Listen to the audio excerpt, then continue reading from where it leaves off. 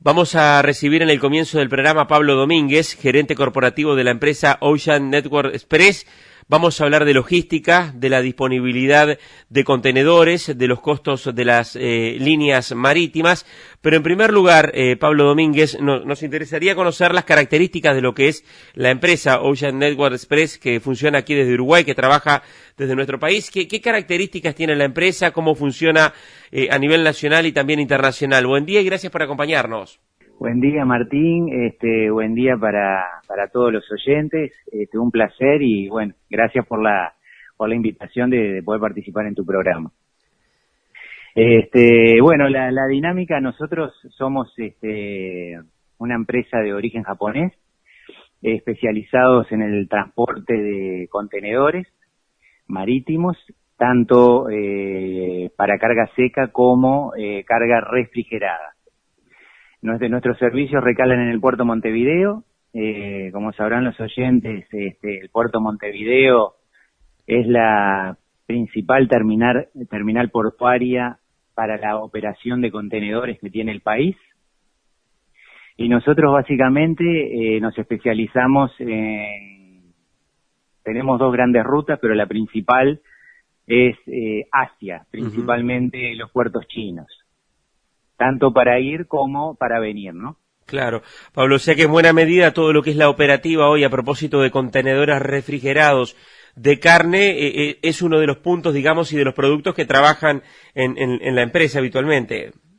Absolutamente, Martín. Digo, el agro es fundamental. O sea, básicamente los barcos, yo hace 27 años que trabajo en el rubro y básicamente lo que llevamos son productos del agro. Uh-huh. El agro es nuestro gran cliente y principalmente carne, ¿no? Claro. Pablo, ¿qué ha estado sucediendo? Porque se ha manifestado, bueno, es un fenómeno global, pero ¿por qué se han encarecido los costos de logística y aparece también el tema de la dificultad de conseguir o de hacerse de contenedores? Bueno, es un tema, lo voy a tratar de resumir y comentar de una forma que pueda entender la gente y la audiencia. Básicamente todo esto empieza con la pandemia, ¿no? La pandemia de COVID. Tuvimos varios momentos, cuando empiezan los confinamientos en el mundo, se produce una gran baja. Al principio de la pandemia, de transporte, demanda de transporte. Básicamente porque, bueno, en aquel momento se paralizó en cierta forma los principales mercados mundiales y luego paulatinamente comenzó la apertura y se produjo un gran pico de consumo. La pandemia también lo que generó fue problemas de productividad en los puertos, básicamente por protocolos, confinamientos, falta de mano de obra, y no solo en los puertos, también en la cadena logística en general, llámese transporte interno, terminales portuarias, y mismo en la logística propia de tanto exportadores como importadores. En línea con eso, otro hecho relevante fue, no sé si recuerdan, cuando el barco se varó en el canal de Suez. Uh-huh.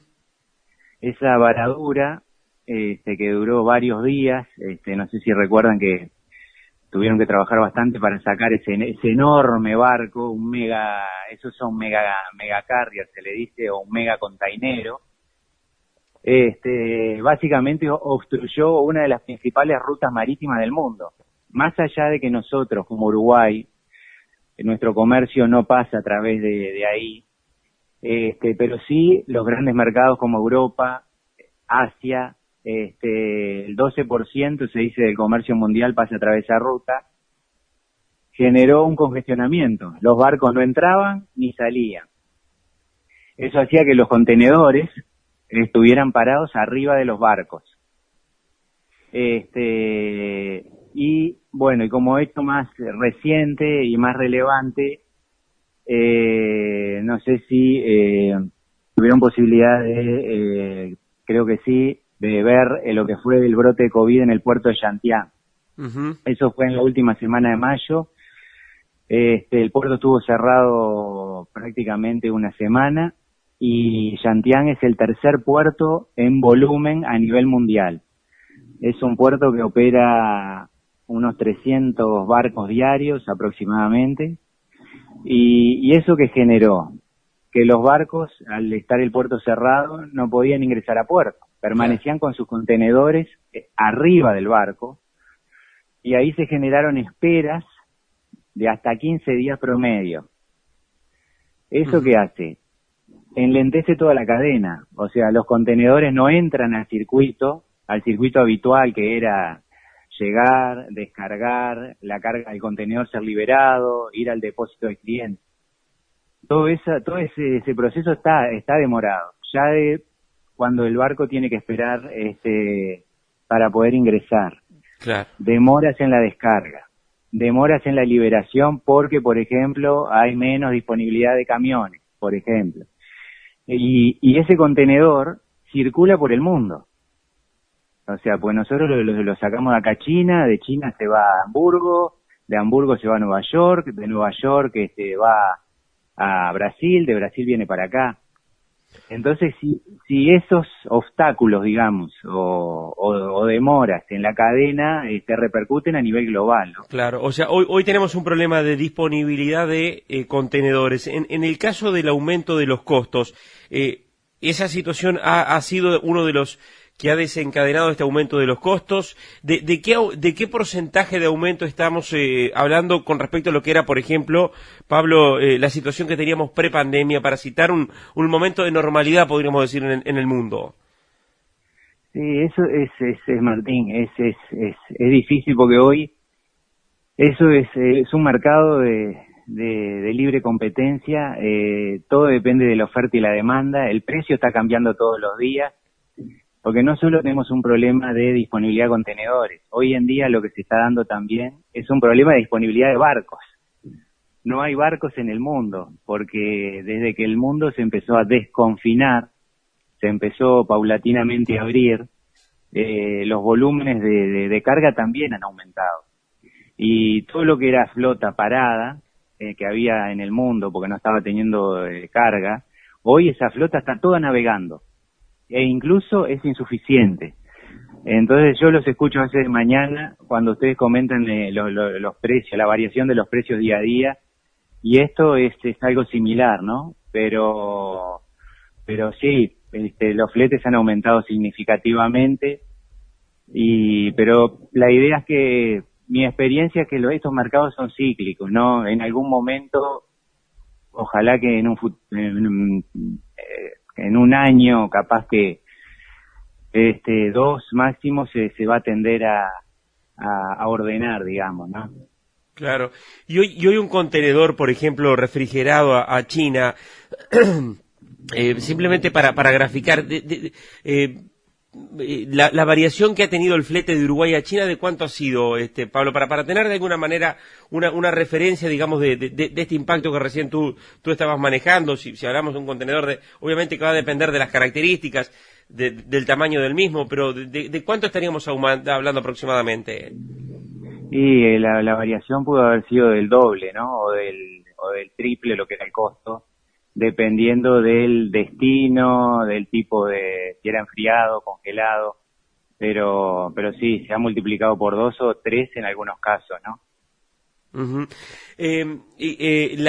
Además hay entonces una dificultad también, además del tema de hacerse de los contenedores, de lo que es la operativa, digamos, de las líneas marítimas. Exacto. Todo esto que hace que lamentablemente o sea, los schedules generalmente estamos teniendo problemas para cumplirlos, barcos que tienen una fecha prevista de arribo generalmente están demorando en llegar, y eso es lo que está generando lo que veníamos hablando recién, ¿no? Retraso en las cadenas logísticas a nivel mundial. Claro. Pablo, ¿cómo está operando en general el puerto de Montevideo con respecto a lo que es, bueno, hay varios aspectos allí puntuales, está el tema del calado del puerto también. ¿Cómo ven ustedes desde la empresa la operativa hoy del puerto de Montevideo? No, el puerto de Montevideo, por suerte, debemos destacar que desde que comenzó la pandemia siempre ha operado muy bien. Si nos comparamos con la región, nuestros niveles de productividad fueron muy buenos. Todos los actores, tanto privados como públicos, cooperamos muy bien y bueno, realmente la operación siempre ha sido fluida y por lo que es el puerto de Montevideo, nunca la línea que generalmente tiene un itinerario, ¿no? O sea, escala, generalmente el barco que viene de Asia recala en todos los puertos o los principales puertos de la costa este de Sudamérica. Si nos tenemos que comparar con los demás puertos, te puedo decir, y esto le quiero sacar la carga de subjetividad como uruguayo, fuimos de los puertos más eficientes de la región. La última consulta, ¿la dificultad mayor es solamente con Asia o es mayoritariamente con Asia? ¿Qué pasa con otros destinos, caso Europa, Estados Unidos? ¿Cómo están operando las líneas hacia esos destinos? No, los problemas hoy son globales, ¿no? O sea, esto es como un efecto dominó. Tenemos que tener presente que hoy China y Asia sigue siendo la principal fábrica, el lugar donde se manufactura la mayor parte de la producción mundial hoy, ¿no? Entonces, si los problemas, si allá hay problemas, se produce un efecto dominó a nivel global. Y estas compañías, como las que yo represento, son compañías globales, ¿no? Pablo Domínguez, gerente corporativo de Ocean Network Express, muchas gracias por estar con nosotros y estaremos, Pablo, nuevamente en contacto en cualquier momento para seguir hablando de logística y ojalá que estos temas, bueno, pronto se encaminen y tengan una solución y que se vuelva una normalidad. Gracias por estar con nosotros. Ojalá, Dios quiera, se está trabajando para eso y bueno, muchas gracias, Martín, por esta posibilidad de expresarnos. Gracias.